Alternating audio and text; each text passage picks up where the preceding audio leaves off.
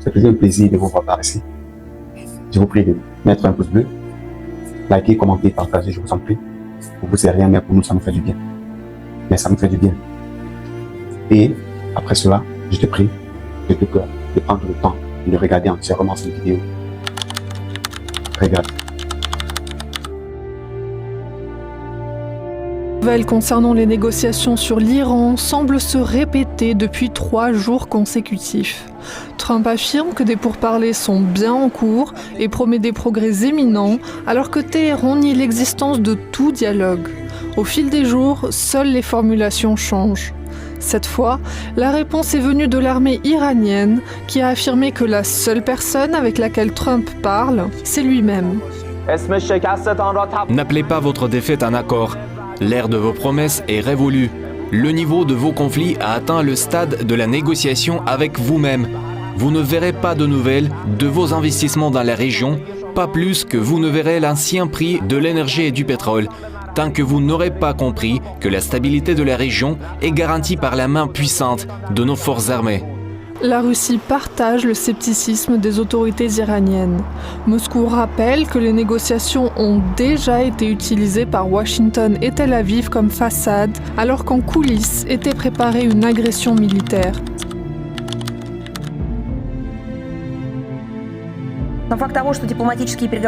Le simple fait que des négociations diplomatiques aient été utilisées comme paravent pour préparer la guerre constitue un discrédit flagrant jeté sur la diplomatie. Il est désormais évident que le conflit n'évolue pas selon le scénario initial. Il n'est pas exclu qu'un nouveau cycle d'appel aux négociations vise à créer des conditions plus favorables à un regroupement des forces et à un ajustement des plans militaires.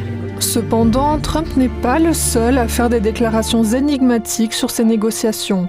Le chef de l'AIEA, Raphaël Grossi, a suggéré que des pourparlers américano-iraniens pourraient se tenir ce week-end au Pakistan.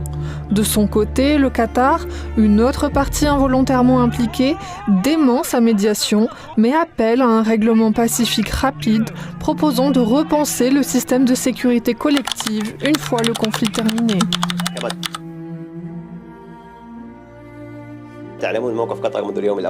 Depuis le premier jour, la position du Qatar est claire. Cette guerre doit prendre fin par la voie diplomatique, tout comme l'ensemble des conflits à travers le monde. En fin de compte, les conflits ne peuvent être résolus qu'à la table des négociations. Plus tôt nous y parviendrons, moins il y aura de victimes et de pertes. Par conséquent, rien ne justifie le moindre retard. Nous devons parvenir à des solutions diplomatiques. Les pays du Golfe, qui, comme vous le savez, travaillent en parallèle pour assurer leur sécurité, doivent réévaluer ce que signifie le système de sécurité régional conjoint après cette guerre. Malgré les affirmations américaines et israéliennes suggérant que l'Iran a pratiquement perdu ce conflit, les missiles iraniens continuent de toucher des villes en Israël. De plus, le détroit d'Ormuz reste sous la surveillance attentive de Téhéran et la menace sur les navires de pays hostiles persiste. De son côté, Israël continue d'ignorer le refus évident de Téhéran de capituler. Tsahal a déclaré avoir mené plusieurs vagues de frappes contre l'Iran et affirme que les tirs de riposte de l'adversaire s'affaiblissent.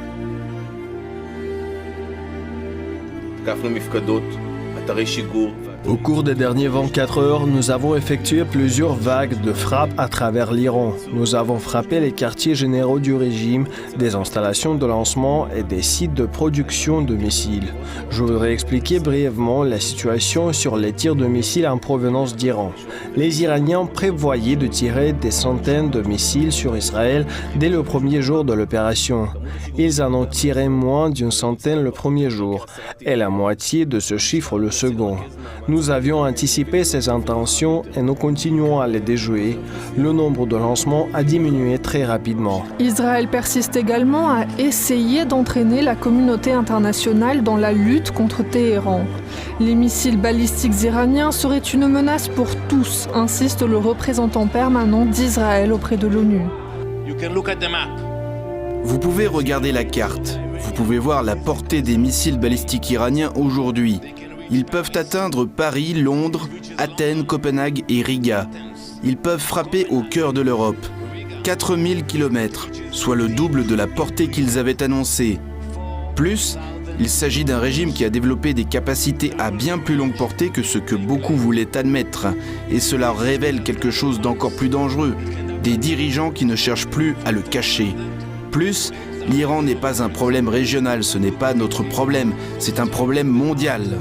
L'ONU, de son côté, reste plutôt préoccupée par la situation générale et ne veut aucune nouvelle escalade qui entraînerait inévitablement encore plus de victimes parmi les populations civiles. Ainsi, Volker Turk craint que les frappes réciproques contre des sites nucléaires ne virent à la catastrophe pour la région. La situation est extrêmement dangereuse et imprévisible.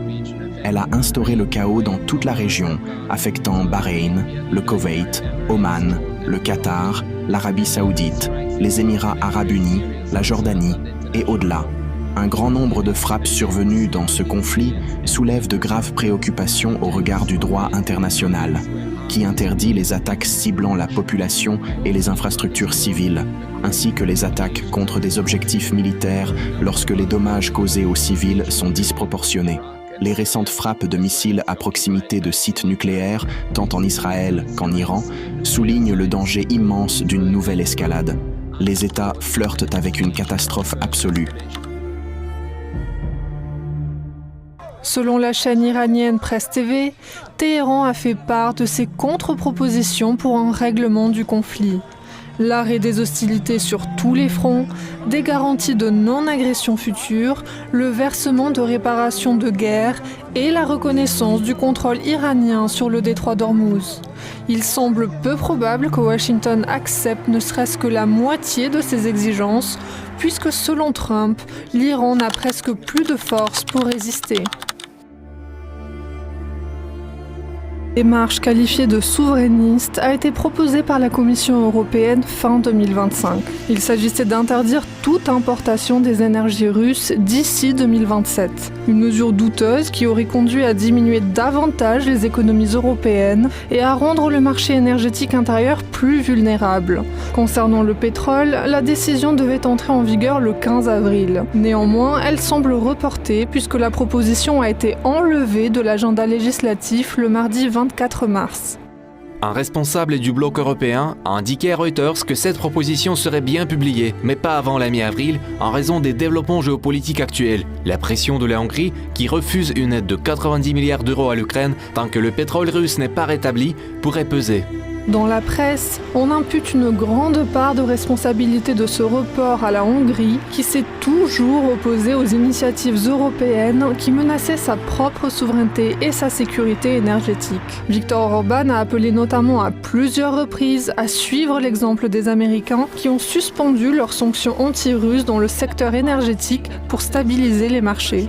Le comportement et la stratégie des Européens sont tout simplement insensés. Nous avons absolument besoin du pétrole russe. Nous ne pouvons pas survivre à cette situation qui s'aggrave sans recourir dans ces conditions à l'énergie russe. L'Europe ne peut pas survivre sans cela. Il ne le nie sans doute pas aujourd'hui. D'ici 1 ou 2 semaines, ce sera évident pour tout le monde. Même si Budapest a toujours insisté sur la nécessité des ressources en provenance de la Russie, la décision de reporter les discussions portant sur le pétrole russe s'explique plutôt par la conjoncture actuelle mondiale. Dans le cas de l'UE, le prétexte de l'ingérence hongroise ne servirait qu'à trouver une explication aux promesses non tenues qui excluaient toute interaction avec Moscou. La décision unilatérale des États-Unis de lever les sanctions sur les exportations de pétrole russe est très préoccupante car elle a un impact sur la sécurité européenne. Ce n'est pas le moment d'alléger les sanctions contre la Russie. Pour remettre les choses en perspective, la Russie a gagné, selon les informations disponibles, 150 millions de dollars par jour de recettes supplémentaires grâce aux ventes de pétrole depuis le début du conflit au Moyen-Orient. Cela fait probablement de la Russie le principal bénéficiaire de ce conflit. Ainsi, dans ce contexte également, l'heure n'est pas à l'allègement des sanctions contre la Russie.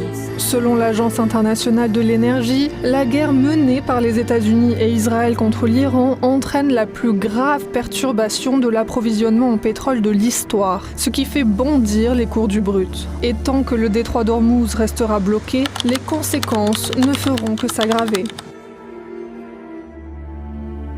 Qatar est un des premiers producteurs mondiaux de gaz naturel liquéfié qui couvrait environ 33% des besoins en gaz de l'Italie. Il a désormais annoncé la suspension de ses livraisons à cause de la guerre au Moyen-Orient. Rome doit désormais chercher des alternatives. Le premier candidat est un pays qui est déjà un fournisseur clé de gaz pour l'Europe, l'Algérie. C'est dans ce but que la présidente du Conseil italien Giorgia Meloni s'est rendue à Alger le 25 mars. Depuis 2022, après que Rome a renoncé aux livraisons de gaz russe, c'est précisément le gaz algérien qui couvre environ 30% de la consommation annuelle du pays. Nous avons décidé de renforcer notre collaboration extrêmement solide qui implique également nos deux champions nationaux, Eni et Sonatrach. Nous nous engageons sur de nouveaux fronts tels que le gaz de schiste et l'exploration offshore, ce qui permettra clairement, à terme, de renforcer l'approvisionnement en gaz de l'Algérie vers l'Italie. Comme vous le savez, notre coopération ne se limite pas à cet aspect. Nous en explorons de nombreux autres depuis un certain temps. Il s'agit du développement des énergies renouvelables et de la réalisation d'infrastructures stratégiques de plus en plus capables d'unir les deux rives de la Méditerranée, renforçant ainsi l'interconnexion et par conséquent la sécurité énergétique. Gilberto Pichetto Fratin, ministre italien de l'Environnement et de la Sécurité énergétique, reconnaît que le conflit au Moyen-Orient a créé une situation complexe et qu'il faut trouver d'autres voies d'approvisionnement en gaz pour le pays. Outre l'Algérie, a-t-il déclaré, des négociations sont également en cours concernant une éventuelle coopération avec l'Azerbaïdjan et les États-Unis.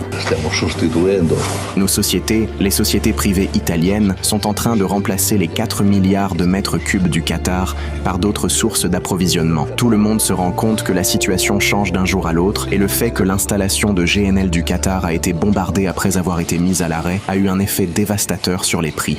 Pour rappel, après les frappes israéliennes contre le plus grand gisement de gaz de South Pars en Iran, Téhéran s'est déclaré en droit de riposter en attaquant les infrastructures énergétiques dans toute la région. Dans le cadre de ces mesures de rétorsion, Téhéran a notamment lancé 2 séries de frappes de missiles contre la ville industrielle de Ras Laffan, au Qatar, où se trouve le plus grand complexe de GNL, qui assure environ 20% de l'approvisionnement mondial en gaz naturel liquéfié. Alors mon frère, tu as regardé cette vidéo. Je te demande alors maintenant, dis-moi ce que tu en penses en commentaire. Je veux que tu me critiques également, afin que je puisse m'améliorer. Merci d'être passé par ici. Sur ce, je te souhaite de passer une excellente journée.